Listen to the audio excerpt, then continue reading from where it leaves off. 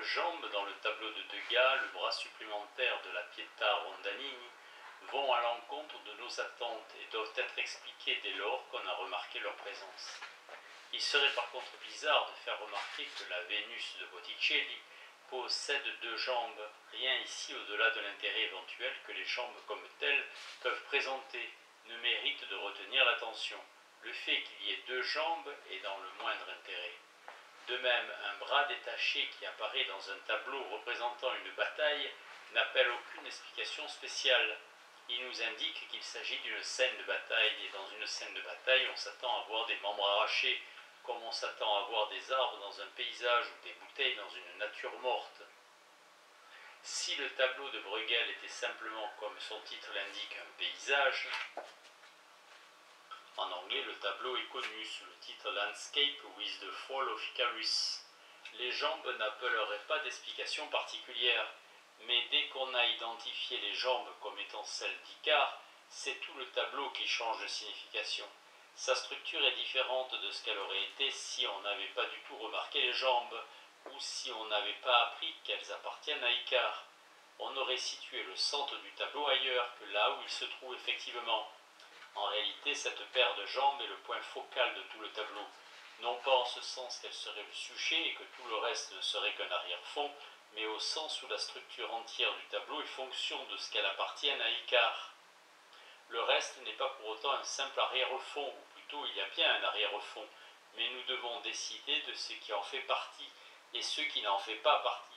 Prenons le soleil orange. Si nous ignorions qu'il est causalement lié au garçon, qu'il s'est abîmé dans l'eau parce qu'il a commis l'erreur de s'être trop approché de lui, auprès de faire fondre la cire qui liait les plumes de ses ailes, la seule information que nous pourrions en tirer est qu'il s'agit d'une journée ensoleillée. En réalité, nous savons que si le soleil n'était pas là-haut, le garçon ne serait pas ici-bas. Mais n'avançons pas trop vite. D'abord, il faisait certainement partie de l'intention de Bruegel que les jambes fussent difficiles à découvrir. Le titre du tableau nous indiquant qu'il s'agit de la chute d'Icare nous pousse à rechercher des éléments pertinents jusqu'à ce que quelqu'un pointant sur ses jambes qui en elles-mêmes sont plutôt insignifiantes, remarque que ceci doit être Icare. Après tout, il s'agit d'un tableau qui relève de la tradition maniériste, et un des traits du maniérisme réside justement dans le fait que l'importance du sujet est inversement proportionnelle à son échelle. On fait en général débuter le maniérisme par l'incendie du Borgo de Raphaël, tableau dont les figures saillantes sont des athlètes puissamment musclés, qui, paniqués, tentent d'escalader des murs qui s'enfoncent selon les lois d'une perspective réglée vers le fond du tableau, où se trouve le pape, figure minuscule comparée aux athlètes de l'avant-plan. Il tient ses mains levées, geste par lequel il a réussi à éteindre le feu qui a causé la panique en question. C'est lui et l'acte qu'il vient d'accomplir le sujet du tableau, mais cela ne saurait se déduire des conventions d'échelle usuelles, d'après lesquelles on serait plutôt amené à dire qu'il s'agit d'un tableau représentant des athlètes, avec la présence fortuite d'un pape en arrière-fond, simple spectateur peut-être. Pareillement, la question de l'identification de la mariée dans le repas de noces de Bruegel est un problème d'histoire de l'art, et il faut chercher longtemps pour localiser le Christ dans cette œuvre maniériste moderne qu'est l'entrée du Christ à Bruxelles d'Ensor. Tous ces tableaux semblent incarner de manière littérale le principe biblique, d'après lequel les premiers seront les derniers et les derniers les premiers. Quoi qu'il en soit, dès que nous savons que ces jambes sont celles d'Icare et Icare, nous pouvons commencer à donner une autre signification au tableau que nous ne l'aurions fait en l'absence de ces informations. Ainsi, faire remarquer que le laboureur ne regarde pas le garçon ne serait pas une constatation intéressante si le garçon n'était pas, comme les Icares, dans une situation tragique. Après tout, il y a beaucoup de choses dans le tableau que le laboureur ne regarde pas. Aucun de ces faits négatifs ne possède d'intérêt spécial, et certainement aucun n'est pertinent sur le plan de la composition. Ce qui est en cause, ce n'est pas le simple fait que le laboureur ne regarde pas, mais plutôt qu'Icare est tombé et que la vie continue, indifférente à cette stratégie, à cette tragédie. Le poème remarquable qu'Oden a consacré au tableau permet d'apprécier la profonde signification de cette indifférence et donc de la relation entre les figures qui sont dominantes du point de vue de la composition et celles qui le sont du point de vue cognitif. Le tableau devrait être interprété très différent s'il s'appelait simplement Laboureur au bord de l'océan. On pourrait y avoir une scène bucolique, ou une des premières œuvres de l'art prolétarien. S'il portait comme titre Paysage numéro 12, sa signification serait encore tout autre, et on pourrait prendre les jambes pour un détail typiquement flamand, au même titre que le chien du berger ou les figures qui serpentent le long d'un sentier lointain. Si les regards de tous les personnages étaient dirigés sur les jambes, et si leur corps était déployé dans une intense gestualité baroque, le sujet pourrait être la noyade d'un garçon. Et dans ce cas, Paysage numéro 12 serait un titre cruel. Mais comme les personnages ne sont pas disposés de cette façon, leur posture importe peu quant à la structure du tableau. Ils ne se détournent pas plus des jambes que du navire ou du château. En fait, ils ne se tournent d'aucun côté, mais sont simplement placés là avec l'orientation qui est la leur, narrativement et herméneutiquement indépendants les uns des autres. On sait que dans certaines de ses œuvres, Giacometti a réussi à placer ces figures dans un espace où il leur est impossible d'être en relation les unes avec les autres.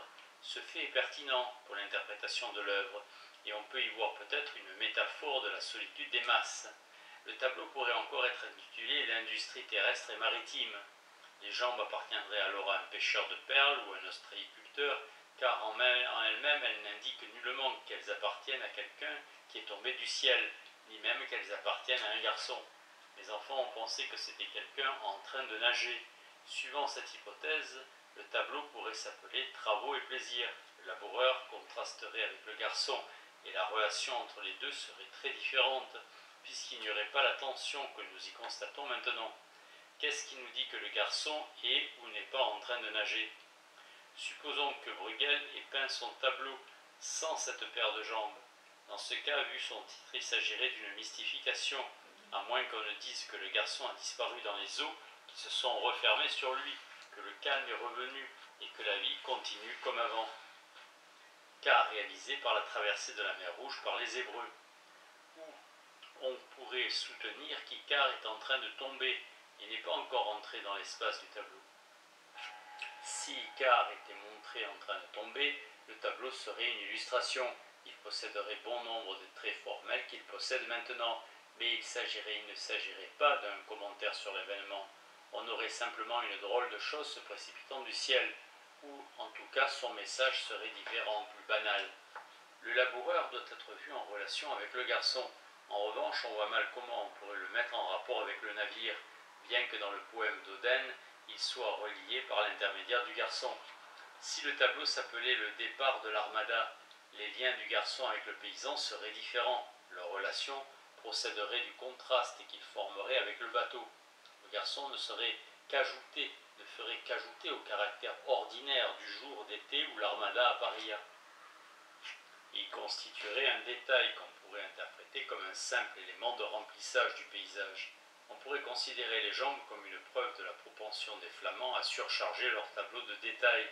On pourrait même y voir un élément ostentatoire et gratuit. Rien n'en dépend, dirait le puriste. Il faut l'éliminer dans l'intérêt de la forme pure. Enfin, on pourrait imaginer qu'un visiteur contemplant les jambes d'un air étonné se demande si elles sont vraiment là intentionnellement. Peut-être que Bruegel avait prévu de les effacer de leur présence actuelle, étant donc simplement due à l'inadvertance, comme le bras supplémentaire de la Pietà Rondanini. Peut-être que l'interprétation d'Oden est littéraire, mais le peintre lui-même avait manifestement en vue quelque chose de plutôt littéraire, comme le montrent les phénomènes de déplacement typiquement maniéristes que nous avons relevés. Par ailleurs, l'interprétation d'Oden n'est pas visuellement inerte, comme ce serait le cas si le tableau illustrait simplement un texte moral. Accepter de voir la peinture à la lumière d'Oden implique une transformation de la composition entière, à moins qu'on ne l'ait déjà vue de la même manière que le poète. On doit lui conférer une configuration différente, c'est-à-dire en fait la construire comme une œuvre différente de celle qu'elle serait sans cette interprétation. Le tableau soudain s'organise autour d'Icare, et toutes sortes de relations qui auparavant étaient inexistantes deviennent pertinentes. Bien sûr, il se peut qu'il existe des éléments inertes, pour lesquels il importe peu que les jambes appartiennent à Icare. Ce seraient des éléments pareils aux étoiles fixes dans le ciel, mais l'utilisation même du concept d'éléments inertes présuppose en tout état de cause les analyses que je viens d'ébaucher.